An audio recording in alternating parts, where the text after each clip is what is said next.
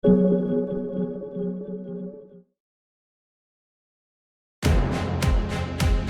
Capri oli omal ajal legend ja seda reklaamiti Euroopas kui eksootilist muskelautot Ameerikast ja Ameerikas kui eksootilist kupeed Euroopast. Samuti kõlas ka lööklause auto, mida oled alati unistanud omada. Aga kas need reklaamlaused sobiksid ka uuele Caprile?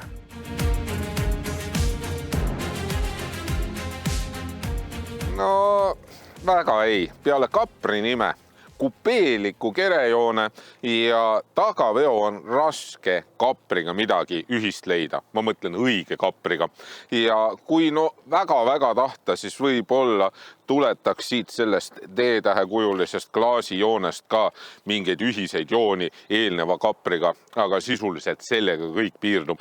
Sest et Ford on läinud nüüd seda teed, et sellise pandaliku ninaga linnajiibist on saanud Capri. Ja tegelikult kogu selle kesta all on hoopis Volkswagen ID5 või siis Cupra Tavascan või siis Škoda Enyaq Coupe. Ja siin ei ole mitte mingisugust seost Ford Mustang Mach-E-ga, ehk siis kõik on ikkagi Volkswagen siin põhja all.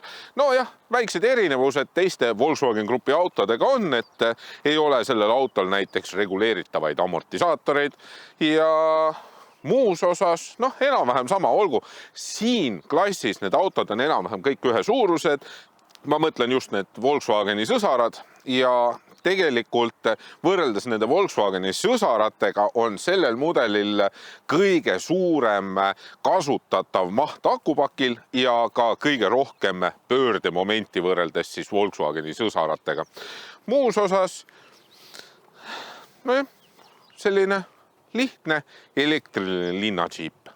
Ma ei saaks öelda, et see kupeelik kere oleks kuidagi väga palju praktilisusele mõjunud, sellepärast, et tegelikult see pagasiruum on üsna suur. 567 liitrit, mis on mõni liiter vähem kui Škoda Enyaq Coupeel, aga võrreldes ID5-ga või siis Tavascaniga on siin pagasiruumi mahtu umbes 20 liitrit rohkem. Pagasiruumi põhjakõrgust saab reguleerida ja seda saab siis teha niimoodi, et saad põhjakõrgust siis poolitada, ehk siis näiteks kui tahad tagumise osa kõrgemaks jätta, esimese osa madalamaks või siis vastupidi, või siis kõik madalamaks jätta. Iseenesest siin all on, kui see kõrgemas asendis on piisavalt palju ruumi, et näiteks kaablid siia alla ära peita ja siin on ka tegelikult hästi pisikene laegas, kuhu näiteks, ma ei tea, paar mutrivõtit panna. Kotikinnituskonksud on olemas, seljatoed saab alla klappida 60-40 suhtes ja on olemas ka ilusti suusaluuke. Ja samas on jälle Fordile omaselt siin üleval selline õhukene kerge mütsiriiul, mis ei jää segama, kui tahad suuremaid asju vedada, või teine asi on see, et saad selle ilusti siia põrandale panna ja asjad nende peale. Lisaks läheb see elektriline luuk üsna kõrgele, nii et ka pikemad inimesed ei löö siia vastu oma pead ära. Ja laadimiskünnis kõrgemapoolne, aga mitte liiga kõrge. Proovisõiduks on mudelivaliku tipp ehk suurima akuga nelikveoline Capri, mis arendab 2 elektrimootoriga kokku 250 kilovatti ja 679 newtonmeetrit. Akupaki kasutatavaks mahuks on 79 kilovatt-tundi ja laadimisvõimekus 11 kilovatti kodus ning kiirlaadijas kuni 185 kilovatti.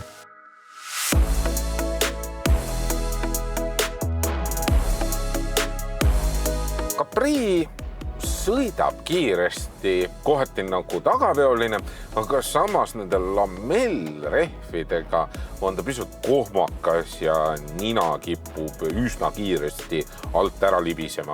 Aga autotootjad on öelnud, et alajuhitavus on turvalisem, kuna siis inimesed sõidavad rahulikumalt ja teavad täpsemalt, mida teha. Mina muidugi olen seda meelt, et mulle meeldib, kui ma saan autot ikkagi suunata sinna, kuhu mul seda vaja on. Vedrustus, pigem selline pehmemapoolsem, küll muidugi on tunda, et auto näeb vaeva oma selle akupaki raskuse kompenseerimisega, ta üritab seda ära siluda, aga mingitel hetkedel on sellised kerged jõnksatused vedrustuses. Küll aga ma peaks ütlema, et see vedrustus töötab väga vaikselt ja erinevalt tema siis sõsarmudelitest see vedrustus ei ole kuskilt otsast häälekas. Küll muidugi piduripedaal vajab sellel autol väga-väga palju harjumist, et see on hästi pika käiguga ja esimene pool sellest käigust suurt midagi ei toimu.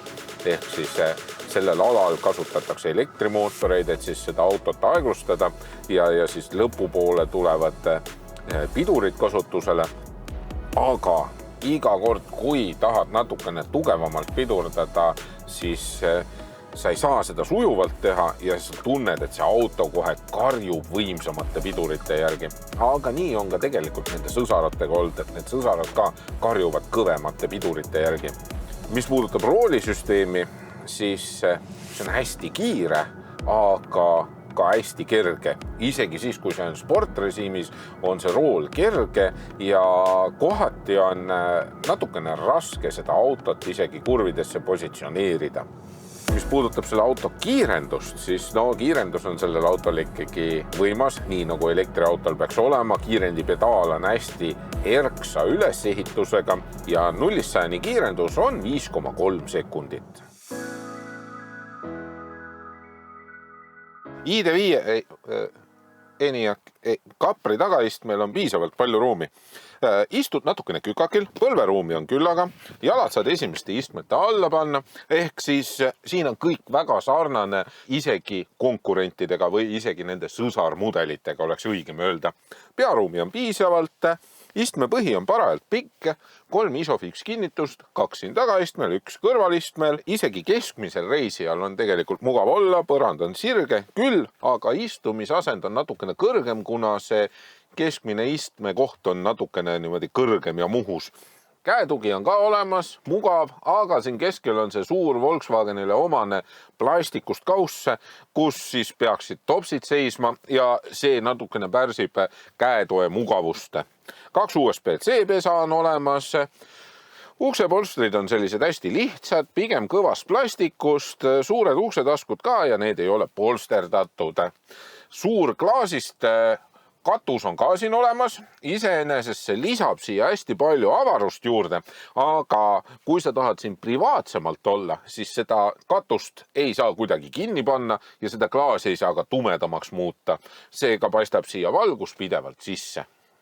Volkswagenile omaseid jooni leiab siit juhi kohalt kõige rohkem, näiteks nagu see näidikute paneel, siis need kangid siin roolisambal, siis ukse peal lüliti, siis siin armatuurlauas veel tulede lüliti ja üht-teist on veel.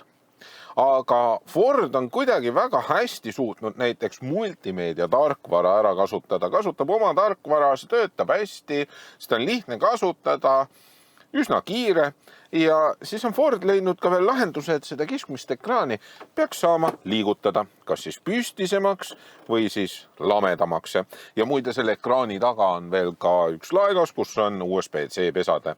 Iseenesest ma saan aru selle ekraani liigutamise poole pealt, et teinekord päike võib näiteks siit ülevalt klaasist sisse paista ja siis tekitab siia ekraanile peegelduse, aga kui sa selle püstisemaks ajad, siis ei teki siia ekraanile peegeldust.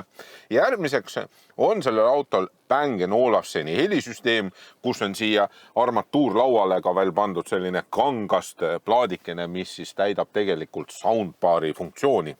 Ja helisüsteemi poole pealt ma ütleks niimoodi, et ta jätab natukene anonüümse mulje. Et olen kuulnud ikkagi helisüsteeme, mis on oluliselt mahlakamad ja valjumad. Ma ei saaks öelda, et see kehv oleks, pigem on see selline keskpärane. Mis puudutab selle auto värvilahendusi salongis, siis siin on Ford hästi konservatiivne. Millegi pärast kasutatakse enamasti musta ja saad ka sellist hallikat, valget paneeli juurde. Ja just kui see lisab siia natukene sellist avarust juurde, aga minu jaoks on see hallikas värv jätnud alati sellise odava ilmelise mulje. Rool on just kui 70ndate sportautolt, kus siin keskmisel kodaral on sellised augud sees, aga muus osas on see ikkagi selline moderne, ehk siis jäme, ülevalt ja alt kandiline ja siis siin on selline läikiv puutepaneel, mida ei ole just kõige mugavam kasutada. Ja täpselt samamoodi ei ole ka siin keskkonsoolis olevaid slaidereid ja nuppe nuppe, mis on ka puutepaneelil kõige mugavam kasutada. Siis Ford on leidnud, et see keskkonsool võiks olla hästi praktiline ja paindlik. Ehk siis siin käetoe sees on üsna suur laegas ja kui sa tahad, siis sa saad ka need topsihoidjad siit eest ära võtta, et tekitada siia keskele veel suurem laegas. Hästi mugavalt on asetatud siia ka mobiiltelefoni juhtmevaba laadija, ehk siis tuled autosse, viskad oma telefoni siia taskusse ja see hakkabki kohe laadima. Mis puudutab nüüd neid istmeid, siis need istmed näevad tegelikult palju sportlikumad visuaalselt välja, kui need on. Ehk siis külgtoed on üsna pehmed ja tagasihoidlikud. Istme põhi võiks olla pikem ja selle põhja pikkust võiks saada reguleerida. Külgtoed võiksid ka istme põhjal olla suuremad. Iseenesest iste on pehme ja sooviksin siia madalamat istumisasendit, siis ma saaksin rooli veel allapoole reguleerida ja siis ei jääks ka näidikute paneel rooli taha peitu. Materjalid on ikkagi taaskasutatud, ehk siis plastpudelitest tehtud ja peamiselt kõvast plastikust. Ja üks asi veel, minu soovitus, see justkui nahast istekate, mis siin on, see on hästi umbne. Seega oleks mõistlik piirduda ikkagi kangas istmetega, sellepärast et see hingab ja siis tuled siit autost välja nii, et selge ei ole läbimärg. Küll muidugi igapäevasõidul jäi minul koheselt kõrva selle auto rehvimüra ja ma peaks ütlema, et seda on rohkem kui sõsaratel ja hämmastav on isegi see, et sellel autol on lamellrehvid all, mis peaksid olema justkui nagu vaiksemad, aga ikkagi rehvimüra on üsna hästi salongi kosta. Tõsi, see helisüsteem natukene summutab seda, aga ikkagi võiks vaiksem olla. Samuti vajab harjumist ka igapäevasõidul see kiire rool. Ehk siis kohati sa kipud seda rooli natukene kõigutama edasi-tagasi ja siis juba see auto tahab suunda muuta hästi kiiresti. Distantsi jälgiv püsikiiruse hoidja töötab üldiselt hästi, aga ka siin on tunda, et see auto vajab natukene teistsugust häälestust pidurite poole peal, sest et kui sa sõidad näiteks ees oleva auto sappa ja see ees olev auto natukene kiiremini või kõvemini pidurdab, siis auto kipub karjuma, et võta nüüd juhtimine üle ja pidurda ise tugevamalt hoog maha. Ehk see osa võiks toimuda sujuvamalt. Mis puudutab selle auto valgusteid, siis LED-tuled töötavad väga ilusti, aktiivne ümberlülitus, kõik need asjad on väga head, väljavaade on ka sellest autost ja hoolimata isegi sellest, et see auto on kupeekerega ja tagumine klaas on langev, siis tegelikult keskpeeglist näeb väga hästi välja ja isegi ka pikemad inimesed näevad sealt aknast välja. Ka kaamerad on sellel autol teravamad ja teravamad kui konkurentidel, ehk siis ma arvan, et siin koha peal Ford kasutab siis enda tooteid.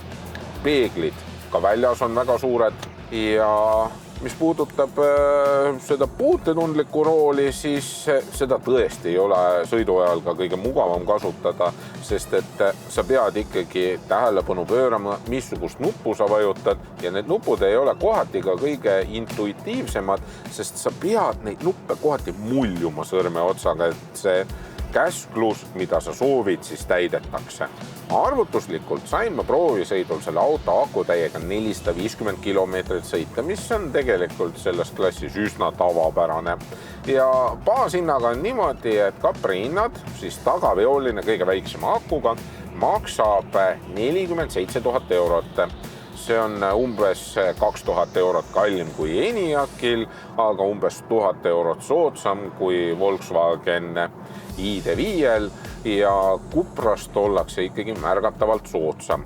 Ja selline kõige luksuslikum, kõige võimsam nelikveoline mudel maksab umbes 53-54 000 eurot.